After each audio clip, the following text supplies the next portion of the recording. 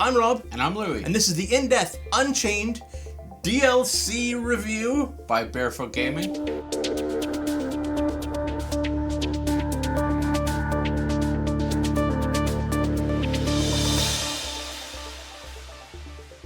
Rob, we've already done In Death. What are we doing? Multiple times. Now, we did this when it came out on Steam like a million years ago. We did it when a new company bought the IP of In Death and released it on the Oculus Quest. But this company won't stop giving away free DLC. It's a real problem for us. It is. So this is I think the third or the fourth one. Yep. So this starts off where you're just kind of in between heaven and hell, and then they added like an actual hell levels that you can go through, and then there's like the Siege of Heaven, and then there's Desolation, the new one. And they all play very differently. Different enemies, different skins, different... But I'm getting ahead of myself just in case you don't know what In Death is. What's the premise? What do you do?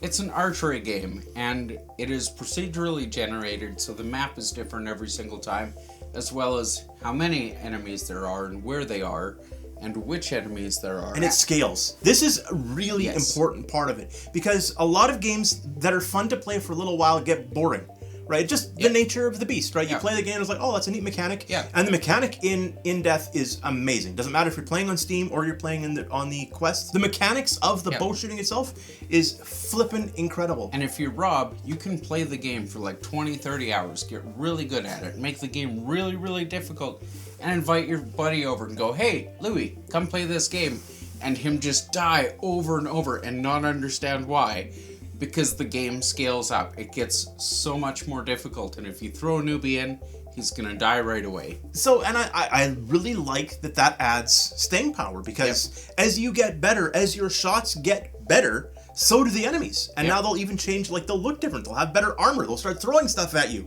They'll be, like portals will open up. It's just, okay, but that is the game itself, okay? You can teleport around, walk around, do it, throw your little crystal if you want to do it that way. Shoot your crystal so that you're teleporting up onto the roof to get around to the end where you fight the boss, which... Can you say shoot your crystal on YouTube? I think you can. All right. Now this is no longer child-friendly, I guess. Yep, demonetized.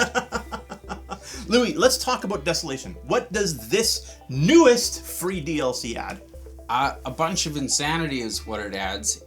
There are bats galore and new yellow giant enemies that try to eat you and take like 1,000 shots to kill. Can I talk about the bats just for a sec? One Okay. second. So here's the thing with bats. They fly up so that they're like big and wide with the wings for like a second. And then they come at you like super narrow. So they're almost impossible to hit. Which is wonderful. But they come in batches. And then there's the underground areas that have more bats. Badness. There's just badness all over this thing. What blows me away is the fact that they changed the way it looks, even though the mechanics of the shooting is exactly the same, whether you're using the crossbow or whether you're using the like longbow. But it looks so different, which gives it a different feel. And that's one of the things I think we mentioned the first time we reviewed In Death is like the map changes all the time, but it's still the same looking buildings over and over. You finally get to change that. Multiple times. Doesn't matter if you want to play through Hell in one of their earlier ones or whether you want a Desolation, which again, you have to unlock by either shooting a bat. A single bat. Single bat. It was easy for me. I found it right away. You did, which actually, I'm not going to get into that. I was playing, I'm like, there are no bats. I saw a bird. I was trying to shoot the bird, but that didn't do it. Louis pops in, bat comes by. I'm like, whatever. Bang. Okay. Dead. New map unlocked. So here's the thing with In Death. Because we've already done the review and loved it, I guess it puts us in a unique situation of this isn't really a review. I guess it could be a review of the DLC. A review update? I guess. Or a review of the DLC. What do you think? What do you want it to be? What do you think of the DLC? I love it. My biggest downfall is that I can't play it on my Steam-based VR setups. I don't have a Quest. I don't plan on getting a Quest in the future. I have to play on Rob's, and I'm not here that often, so I might have to move it. Too often.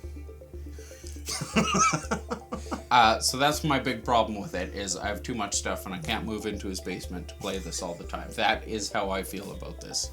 I think it's great. I wish it did come to Steam as well. I understand why they probably won't, because it is a different company, and with all the stuff they've added, realistically, they would have to charge people again, and people would most likely freak out. They say, I already bought it, I want all this stuff. Well, you bought it from different companies, so they're just staying away from Steam altogether. Whether that's their logic or not, I don't know. Yeah. But I do wish this came to Steam as well. As it is on the Quest, it looks great. The tracking works mostly really good, as well as Quest tracking works. The only thing is, because we both shoot like we really shoot bows, you will lose like exactly where you're holding it when you're holding the controller beside your head. Because the cameras just don't point far enough back for people who have been shooting their entire lives. So what ends up happening is, me in particular, I guess I can't speak for you on this, but I end up pulling under my chin so that it has a better chance of it actually. And Rob and I both, you know, despite shooting vertically with our bow in real life, we both tilt way to the side. Just in this game, yeah. And just in this game. So that's it. I mean, it's a $35 Canadian, $30 US game. We both... Unless you already paid for it forever ago, and then the DLCs are free. It's all free. So this is really just us beaming about one of our favorite VR games. More than anything else. Probably for the Steam version, because I don't have this at home, it is probably the highest number of hours spent in VR on this game. And that's it. That's our review. Don't forget to like. Don't forget to subscribe. And if you have questions about this or any of our other reviews, post them down below and we will get back to you. We love hearing from you, and we will talk to you again really, really soon. See ya. Bye.